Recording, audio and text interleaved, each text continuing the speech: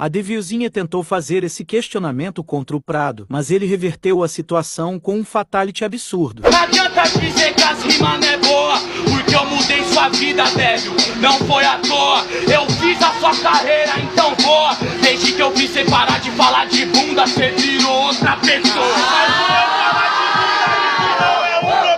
Falar de bunda é como uma revolução, tá aqui do meu lado. Quantas pessoas trans convivem aqui no seu ciclo?